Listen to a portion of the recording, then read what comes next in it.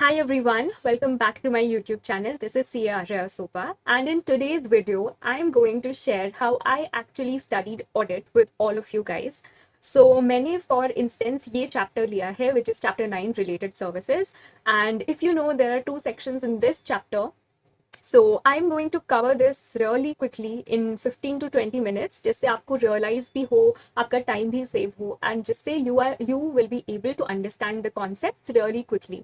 So let's get started. And sorry मैं थोड़ा सा मैं इधर देखकर इधर पढ़ाऊंगी, so bear with me. Let's get started.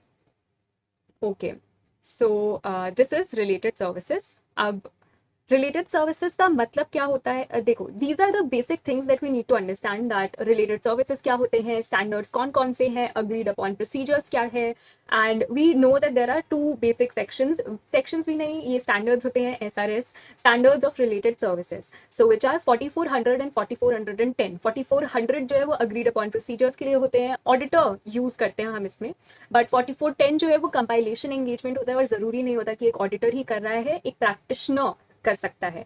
So moving further, ये चैप्टर ओवरव्यू है, हमें पहले से पता है ये सारी चीज़ें. Now I never use to study read all of these जो लिखा हुआ है यहाँ पे. It does not matter, you just need to understand it for your own reference. Now let's get started. Introduction.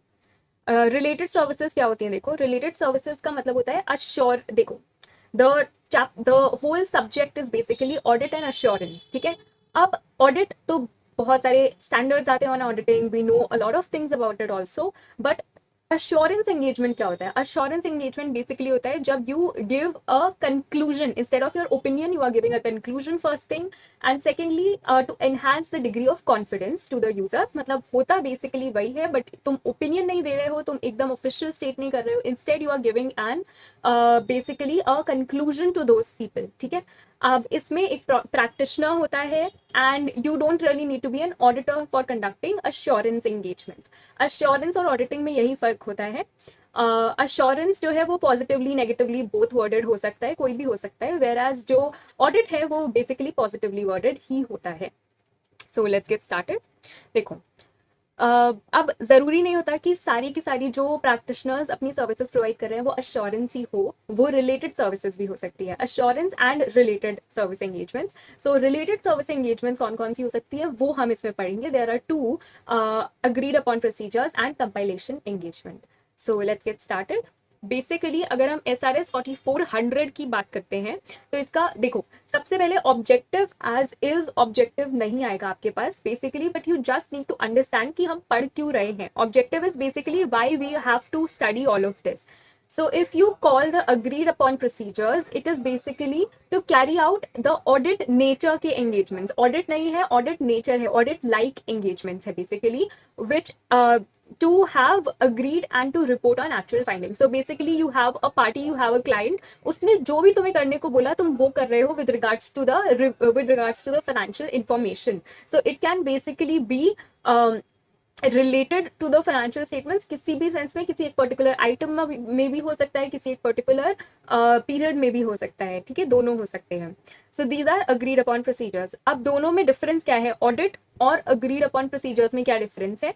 सो की डिफरेंस ये होता है अश्योरेंस वाला, कि बेसिकली क्या होता है, ऑडिट जो है वो ओपिनियन होता है और अश्योरेंस प्रोवाइड करता है, एक रीजनेबल अश्योरेंस देता है यूजर्स को, वेराज जो अग्रीड अपॉन प्रोसीजर्स होते हैं ना वो सिर्फ फाइंडिंग्स देते हैं और यूजर्स जो है वो खुद अश्योरेंस क्रिएट करते हैं उससे. बेसिकली क्या होता है, तुम अगर कोई अश्योरेंस एंगेजमेंट दे रहे हो, अग्रीड अपॉन प्रोसीजर्स कर रहे हो, तो तुम्हारा काम सिर्फ फैक्चुअल फाइंडिंग स्टेट करना है उस पर्टिकुलर कॉन्सेप्ट, उस पर्टिकुलर आइटम पे.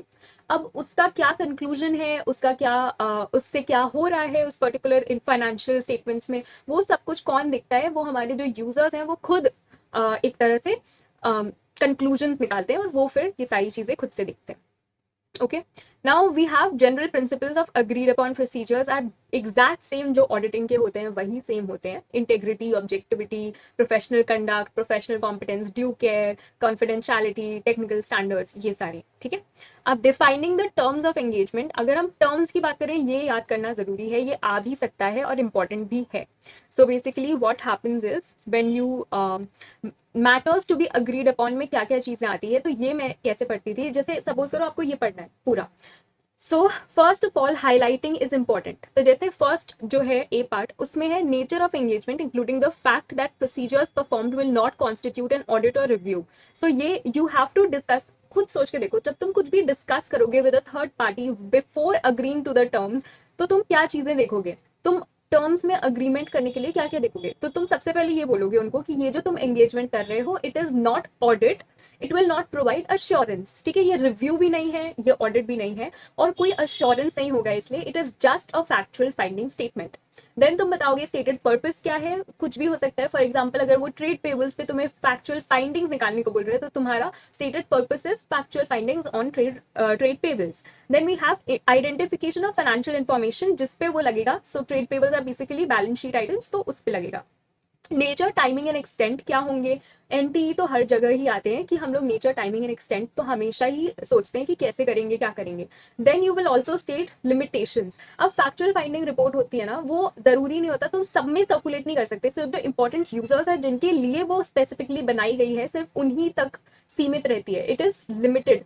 ठीक है, so limitation would actually help in understanding कि उसका स्कोप कितना है। ठीक है, so the auditor would not accept engagement अगर कोई लीगल कन्फ्लिक्ट होता है। So this is how you first need to understand कि एक्चुअल बोल क्या रहा है, और उसके बाद it become so much easier to understand कि नेचर पता लगाना है हमें, देन हमें पर्पस पता लगाना है, उसके बाद हम लोगों को जिस फाइनेंशियल इंफॉर्मेशन पे लगाने अग्रीड अपॉन प्रोसीजर्स वो फाइंड करना है, उसके बाद एनटीई बताना है, and then finally there has to be a limitation on distribution. अगर कोई है तो we have to state that also. Engagement letter हर एक एंगेजमेंट में होता है, ऑडिट अश्योरेंस हो या ना हो। Now matters which will be included in the engagement letter, not that important, but you need to understand कि एक procedures which will be performed that have to be mentioned in the engagement letter, and the statement that distribution will be restricted to specified parties जिनके लिए important है। Then we have to do planning, planning same as audit वाली रहेगी। Then procedures and evidence जो है वो भी तुम लगाओगे, जिससे तुम फैक्चुअल फाइंडिंग्स निकाल सकते हो। So basically anything you feel is necessary, is reasonable, like ratio analysis या फिर कोई और सब्सटैंटिव प्रोसीजर्स, एनालिटिकल प्रोसीजर्स तुम्हें लगता है तुम्हें लगाने, तो तुम लगा सकते हो। Then we have what all can be done. तो देखो बेसिक अगर हम बोलते हैं एंगेजमेंट में अगर अग्रीड अपॉन प्रोसीजर्स करने हैं तो कुछ ही तुम लगा सकते हो, तुम सारे के सारे प्रोसीजर्स नहीं लगा सकते। बट कौन कौन से लगा सकते हो, तुम इंक्वायरी एनालिसिस कर सकते हो, रिकॉम्पिटिशन, कंपैरिजन, क्लेरिकल एरर्स को चेक करना, ये सब निकाल सकते हो। ऑब्जर्व कर सकते हो, ऑब्जर्वेशन के थ्रू देख सकते हो। इंस्पेक्ट कर सकते हो if you want, and you can also obtain conformations for the same. ठीक है, these are basically all the procedures that you can apply. Then we have reporting. अब reporting is important. Actual report लिखना नहीं आएगा, बहुत कम होता है कि रिपोर्ट लिखना आ जाए, बट रिपोर्ट लिखना बेसिकली कुछ कुछ जैसे एक मुझे याद है हमारा जो टाइम था उसमें एक पर्टिकुलर क्वेश्चन में रिपोर्ट लिखना भी आया था। तो रिपोर्ट में पूरी रिपोर्ट नहीं लिखनी थी, बस एक पर्टिकुलर पैराग्राफ लिखने को आता है या फिर एक ओपिनियन देने को आता है। तो you have to remember those two things. तो जो रिपोर्ट होती है, रिपोर्ट में भी there are certain statements, there are certain assumptions that we need to understand and we need to remember, क्योंकि हो सकता है ये पूछ लिया जाए कि कौन कौन सी जो रिपोर्ट है उसमें कौन कौन सी स्टेटमेंट्स देना जरूरी है।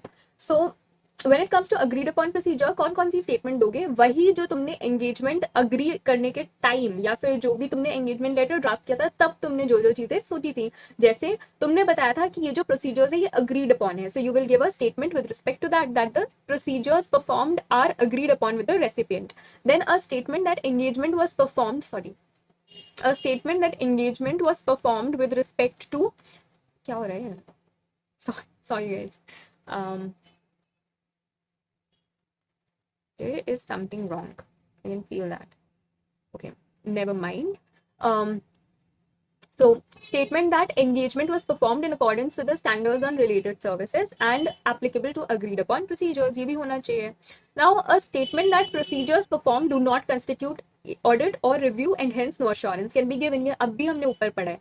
then a statement that auditor has performed additional procedures which were necessary, or if he had performed such additional procedures, there might have come other matters which would have been reported, and a statement that the report is restricted to the parties. ठीक है, ये सारी चीजें, these are just basic things. अब documentation वही है that all the documents which are necessary for supporting the report of factual findings and evidence that engagement was carried out in accordance with SRS that need to be given also. तो ये सारी चीजें ऐसी है, these are all the things that you need to remember. ये बहुत छोटा सा SRS था और बहुत सिंपल SRS था, इसलिए ये इतना जल्दी हो गया. But this is basically, this was first reading. अब फर्स्ट रीडिंग करने के बाद आप क्या करोगे, इसमें हाईलाइट करोगे जो भी इंपॉर्टेंट पॉइंट्स आपको लग रहे हैं, and then you will make notes भी मैं आपको अटैच करके दे दूंगी, because I have made, I think I have made 3 notes. मैं जब भी रिवाइज करती थी तब मैं एक नोट्स जरूर बनाती थी, और वो नोट्स का ना quantity use to decrease. So basically starting में मैं प्रॉपर नोट्स बनाए मैंने फर्स्ट रीडिंग में, सेकंड रीडिंग में मैंने नोट्स, सेकंड रिविजन में मैंने नोट्स नहीं बनाए, मैंने शॉर्ट पॉइंटर्स लिख दिए उस चीज के, एंड थर्ड रिविजन में मैंने उनको टैब्यूलेट कर दिया, टैब्यूलर फॉर्म में लिख दिया. So I will attach that to. So basically I will be sharing my notes with you, जिससे आप लोगों को समझ आए कि क्या क्या चीज़ें कैसे कैसे मैंने बनाई है, जिससे आपको भी रेफरेंस मिले, and it will be helpful for you all also. So I will be attaching my notes for this particular SRS. Now हर एक सब्जेक्ट के नोट्स, हर एक सेक्शन के नोट्स अपलोड करना थोड़ा डिफिकल्ट है, but if you want it from my and I will try my best. And if you want it, do comment down below, so I will do it for your reference. But this is how basically I used to understand the concept first, then highlight the specific points, and then try to make notes of those specific pointers. And after that, during second revision or third revision, I used to just scribble down जो भी मैंने पढ़ा है, all of that. And then afterwards, during the fourth revision, I think during the fourth revision of audit, I made everything in a tabulated form, जिससे मुझे समझ आता अच्छे से आए. And then finally, when I had 1.5 days, तो मैंने सिर्फ वो जो टैब्यूलर नोट्स थे उनको पढ़ा था, and it had helped me so much. So if you also want that, do let me know. And this is it for this today's video, guys. Thank you so much for watching, and I hope this will help.